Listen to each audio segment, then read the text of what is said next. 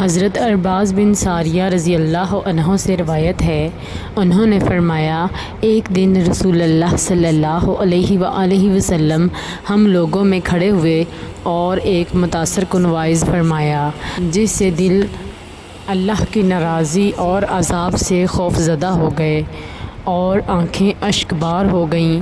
عرض کیا گیا، اے اللہ کے رسول صلی اللہ علیہ وآلہ وسلم، آپ صلی اللہ علیہ وآلہ وسلم نے ہمیں ایسے نصیحت فرمائی ہے جس طرح رخصت کرنے والا نصیحت کیا کرتا ہے۔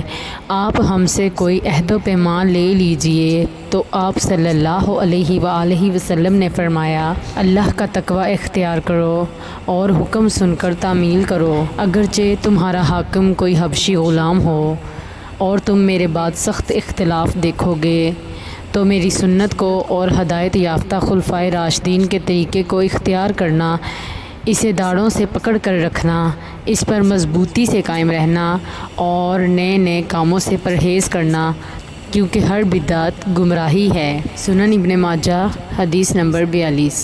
حضرت علی بن ابی طالب رضی اللہ عنہ سے روایت ہے، انہوں نے فرمایا جب میں تمہیں اللہ کے رسول صلی اللہ علیہ وآلہ وسلم کی کوئی حدیث سناؤں تو تم اللہ کے رسول صلی اللہ علیہ وآلہ وسلم کے بارے میں وہ گمان رکھو جو زیادہ بہتر اور ہدایت اور تقوی سے قریب تر ہو۔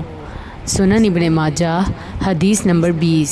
حضرت جابر بن عبداللہ رضی اللہ عنہما سے روایت ہے، انہوں نے فرمایا ہم نبی صلی اللہ علیہ وآلہ وسلم کی خدمت میں حاضر تھے۔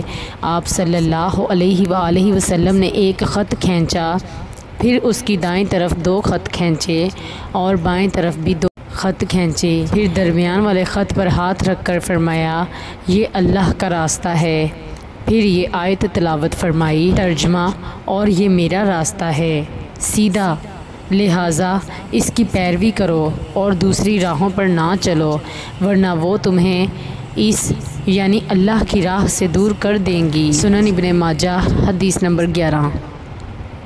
حضرت ثوبان رضی اللہ عنہ سے روایت ہے، رسول اللہ صلی اللہ علیہ وآلہ وسلم نے فرمایا میری امت کی ایک جماعت ہمیشہ حق پر قائم رہے گی اور اس کی مدد کی جاتی رہے گی، ان کی مخالفت کرنے والے انہیں نقصان نہیں پہنچا سکیں گے حتیٰ کہ اللہ تعالیٰ کا حکم یعنی قیامت آ جائے۔ سنن ابن ماجہ حدیث نمبر 10۔